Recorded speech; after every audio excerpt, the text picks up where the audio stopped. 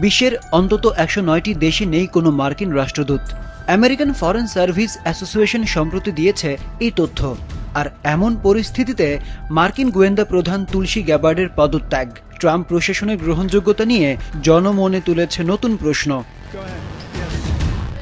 Reuters জানাচ্ছে 2025-এ মার্কিন পররাষ্ট্র দপ্তর থেকে অন্তত 3000 কর্মীকে সরিয়ে নেওয়া হয়।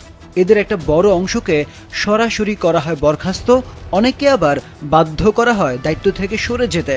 সে বছর সবচেয়ে নজিরবিহীন ছিল 30 জন রাষ্ট্রদূতকে প্রত্যাহার করে নেওয়া।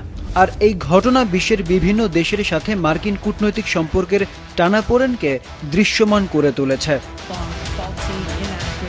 এই পরিস্থিতিকে আরও উস্কে দিয়েছে সম্প্রতি গোয়েন্দা প্রধান তুলসী গ্যাবার্ডের পদত্যাগের খবর। বিশ্লেষকরা বলছেন, হোয়াইট হাউস বাধ্য করেছে তুলসীকে গোয়েন্দা প্রধানের পদ থেকে সরে যেতে, কারণ এই বছরই তুলসীকে নিয়ে প্রকাশ্যে অসন্তোষ প্রকাশ করেছিলেন ডোনাল্ড ট্রাম্প। তুলসীর চলে যাওয়া গোয়েন্দা বিভাগে নেতিবাচক প্রভাব ফেলবে বলছেন বিশ্লেষকরা। রয়টার্সের বিশ্লেষণ আলোচনার টেবিলে তুলেছে আরও একটা প্রসঙ্গকে, আর তা হলো গোয়েন্দা প্রধান আর একাধিক দেশের রাষ্ট্রদূত পদ শূন্যতা কি ক্রমশ অকার্যকর করে তুলছে ট্রাম্প প্রশাসনকে। আমেরিকান ফরেন সার্ভিস অ্যাসোসিয়েশন আরও জানিয়েছে, বর্তমানে যুক্তরাষ্ট্রের সবচেয়ে বড় শত্রু ইরানের সীমান্তবর্তী 7টি দেশের মধ্যে 5টিতেই নেই কোনো রাষ্ট্রদূত, আর 6টি উপসাগরীয় রাষ্ট্রের মধ্যে 4টিতে এই গুরুত্বপূর্ণ পদ শূন্য। লম্বা সময় ধরে চলা এই পরিস্থিতি বিশ্লেষণ করে পররাষ্ট্র বিশেষজ্ঞরা বলছেন, ট্রাম্প প্রশাসন বিশ্বব্যাপী মার্কিন সক্ষমতাকে বারবার হুমকির মুখে ফেলছে।